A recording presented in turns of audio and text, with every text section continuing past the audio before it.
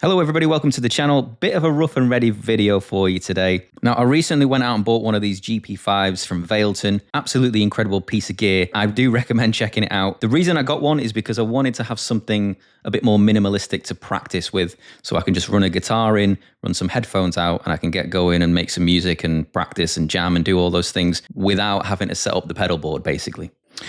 So I want this video to be more of a getting started video. So the first things that I think you perhaps should do when you get one, and also about the menu system on board the device itself. There's loads of videos online about how to use the app with it and how to set it up, which is great, but there's not much currently about the menu system on board and what you can do with it, basically. So I'm going to make a couple of videos. This first one's going to be getting started, what I think you should do when you first get one, and I'll cover everything that you need to know about the device itself. We'll briefly talk about the app in this video as well. I'm not going to go through all the details on setting up tones and all that kind of stuff. There's loads of content that you can check out for that. I will make some videos in the future, but let's keep this one a bit more basic and how to set things up with the device. And I'm also going to show you how to use a $3 or a £3 app so that you can expand the controller as well. It has got MIDI capability, and obviously there's loads of things that you can do when you're using a MIDI controller, but not everybody has access to MIDI controllers. So I'm going to show you an app that I use called MIDI Pad 2 and how I've set things up. So we'll put that in a separate video.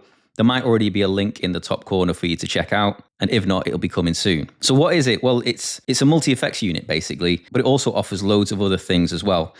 You've got your guitar that you're running on this side, output, which is actually stereo. So when you're playing around with the effects, like the ping pong delays and all that kind of stuff, so you've got the option to go TRS and then a stereo out. It's also a phones out as well. So if you're doing some practicing, you plug your headphones in and you've got that stereo image to listen to on your phones. It's an audio interface in itself as well. So you can actually record directly from it via the USB at the back. So you can just connect that to your DAW and you're good to go there. You can load NAM files and IRs. It's got Bluetooth. There's obviously loads of effects. You can set up to 10 blocks using the app, and we'll talk about that shortly as well. Now, on the device itself, you've only got two knobs. You've got the volume knob, which is just the master output volume, and then you've got this parameter knob, and that's just an endless encoder so that you can cycle through the patches from 0 to 99. So that's 100 patches that we've got available. But you can also push it down as well to select things, and you can turn Bluetooth on or off by holding it down as well. And then you've got a single foot switch that you can use in multiple ways, and I'll get stuck into that as well shortly. But that's the device itself. It's really minimalistic, and I haven't seen much content online about the menu system that you can cycle through. So let's get stuck into that. All right, so out of the box, you are going to use this controller over here to cycle up and down through your presets. It goes from 0 to 49. Let me just quickly do this. It goes from 0 to 49, which are your first 50 presets. And then it goes to user presets, which obviously are blank, and then you can just set those up however you want. And that means you've got 100 presets at your fingertips. Obviously, you can overwrite the pre-existing ones as well. And that's what that encoder basically does out of the box. Now, in order to get into the menu system, all we're going to do is we're going to press it down, and then we can go into the main menu itself. So there's a white box there that you can use to cycle through things. Now, it's a bit unusual because when you actually select something with the white box like that, now my input level has been selected, and I can turn that up or down however I want. See how the white box has gone? I don't know if I like that. That's something that maybe they might address in a firmware update. Maybe it should go green or red or something like that. I don't know. Let me know what you think. But basically now I can manipulate and change the parameters of the input level. So that was at 16, wasn't it? And then I'll press again to deselect it. So that's the first option. Remember, this is the only menu system. You can't delve into other menus. There's no sub-menus or anything like that. Not at the moment anyway. So I'm going to go and select input level. Obviously, I can turn that up or down. I can select the no cab mode as well. If I want to turn that on, again, select it, turn it on that way. You can do this in that app as well. Let me move that. And then moving across, I've got Footswitch mode. I'm going to come back to that one because that's quite an important one, and there's a little bit more detail involved with that one. And then record level, again, I can set this, and I can turn that up or down 20 dB, I believe. Yep, there we go. So that can go up or down 20 dB.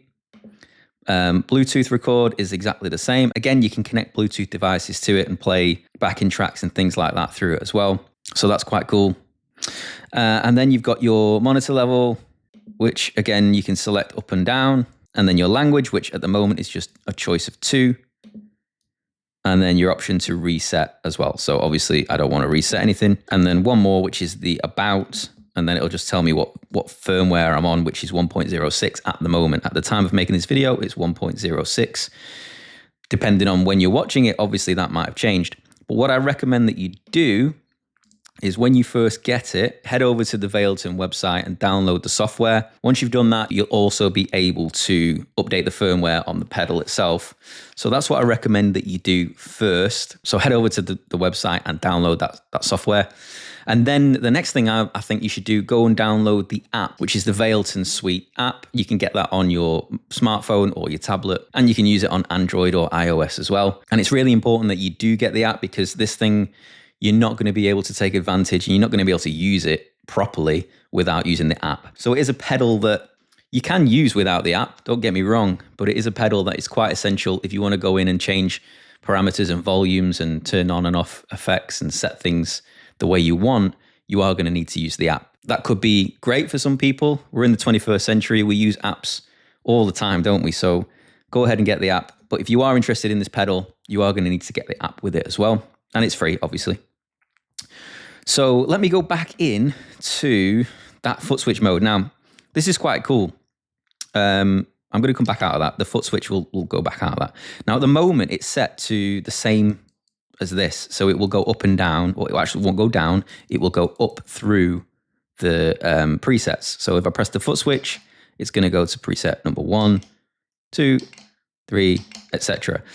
I can't go down at the moment, not using the Footswitch. Obviously, it's a single Footswitch, so I can't use that single Footswitch to go back down. Maybe there's something that they could do with like a hold, but at the moment, the hold will access the tuner. And maybe I should have mentioned there's also a built-in tuner here, which is insane, that they've got all of this stuff in such a small pedal. And you know what? I haven't even got to the price, have I? I literally paid £70 for this. It is insane what it can do for £70. Honestly, best £70 I've spent. I don't even think I could get like a McDonald's for the family for that sort of price these days.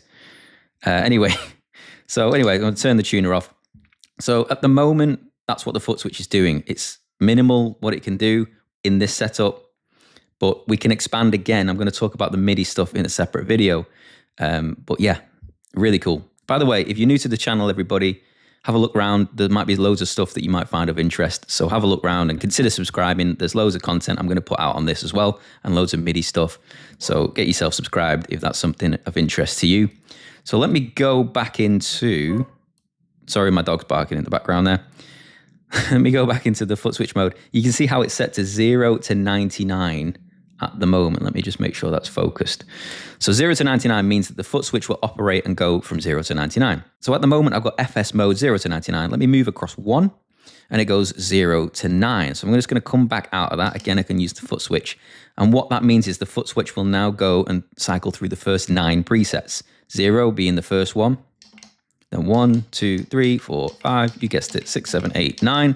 Once it gets to 9, it will go back round to 0 again. So it won't go beyond that. That could be a useful tool. Let's say if you only want to access the first the first 10 presets, it can be a bit confusing when it's like that. But that's the way some of these systems work. It goes from 0 to 9, so that's 10 presets. So that could be really useful if you want to go and access just the first 10 presets. Perhaps they're the ones that you want to use and you want to gig with, or you want to just practice with at home, and you're not interested in going beyond that point. So there you go. So you can use that mode to access the first 10 presets. Now, after that, if I go back into that Footswitch mode again, I'm going to press it. I'm going to move over one more. I've got A to Z or A to Z, and I'm going to come out of that. And then you can see now it's changed from 0 to A. And what it's going to do, it's going to go in a specific order. I believe Valeton call this song mode or something along those lines. I think it's song mode looking at the manual. And that means that I can use A to Z. So that's 26. I can order the presets in 26 ways. And then I can obviously have, preset number 35 as A, preset number 6 as B. And you can obviously move through them that way. So that's quite a cool feature. It's currently just set up for A, B, and C. So it will go A, B, and C, and then it will go back round again. And if you want to go ahead and change that, you're just going to turn the parameter knob, and you can see solo wah is A. I can deselect it by pressing the Footswitch. So now what was B will become A. You see how solo wah has gone off, and now the pure clean is A. And then B was power lead, wasn't it? So let me go and select, let me just choose a random one. Let's choose hard rock as the next one. So now that's C.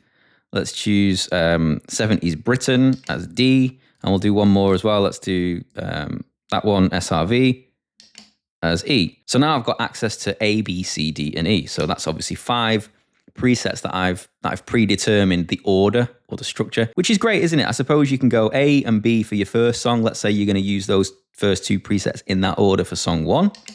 And then your next song, you might use 3 presets. So you can go C, D, and E. And I think it's a really good way of setting things up. Obviously, you can't go beyond those 26 letters of the alphabet. You've got A to Z, but I'm not sure we'd go beyond using 26 presets anyway, but you never know. So that's quite cool. And the next one along, let me go across one more, is control. I'm going to come back to that one in a moment. And then I've got tuner. And that what the tuner one means, obviously, you guessed it, is the foot switch will not operate going through the presets. It will operate by just toggling the tuner on or off. So you can turn the tuner on, you can turn the tuner off. Now the tuner, if I just go back to a different one, let me go to that one that we had A to Z before, the tuner will still operate. You can still use the tuner by holding the foot switch down. So you can still use it that way. But obviously, if you wanted to have instant access to the tuner, then you might want to use that other way. And you might be using a MIDI controller to access the other things and stuff within the pedal itself. So I don't know. It depends on how you want to set things up, but that's obviously an option as well. Now going back, let me go back into that foot switch mode. The one that I didn't talk about was control. This is my preferred choice. This is the one that I think is the most beneficial in terms of what you're looking at and what you can see on the screen. So I'm going to choose control, and then you can see now I can see the preset number, which is 26. I can see the preset name, which is SRV. I can still see this little icon over here that we've not even talked about. That's the Bluetooth icon. It's off at the moment. And then I've got 2 effects, NR and DST, that I can see are both on. And if I use the foot switch, I can turn them off. So you can turn your effects on or off for each of your presets by using the foot switch. And if I go and choose one, let me go and find one. That one there's got 3. And you see this one's quite cool. This one's been set up in a way so the modulation is turned on. And then when I turn the modulation off, it goes to the distortion and the delay. So there is a way of toggling between the effects states as well. And I'll show you how to do that in the app in a moment. Because the foot switch operates in 2 states, don't think that the green means the effects are definitely on and the red means that they're off. It's just 2 different ways that you could have certain effects turned on or turned off. You can obviously have multiple effects. You've got 10 blocks that we're going to talk about in the app. And that means you can actually have 10 effects that you can use to turn on or off at any one time. But because the screen's so small, you can only see 3 of them at one time on the screen. So don't think that you're not turning on or off the other effects as well. You can set those to be turned on or off, but you can only see those 3 that you've selected on the screen. So I think that's the most beneficial screen to have, the control one, and use this foot switch to toggle on or off your effects. Right, okay, so let's just go back down. Let's go back down to patch number 0. I like what Valeton have done here. They've called the first patch Great Pedal because they know that this is a great pedal, and loads of us are going to be creating content and everyone's going to see patch number 0 as being called Great Pedal, which is a very smart move, I think. Okay, so I'm going to use the iPad to basically show you the app and how we can turn on or off effects and toggle them between those 2 different states. So let me just set up for that. Okay, so I've just got the iPad open here. You can see this is the app that you're going to be looking for. This is the Valeton Suite app. Right, so the first thing that I need to do you can do this with your smartphone as well. You can obviously connect via Bluetooth with your smartphone or tablet like this iPad, for example. So we're going to hold down this encoder. Let me do it over here. And then I'm going to be able to see the Bluetooth turn on the screen. That means that Bluetooth is now turned on. So this is the Valeton Suite app. I'm just going to tap this little chain icon here, and you can see I've got the option to connect. So I'm just going to go and connect device, and it literally happens that quick.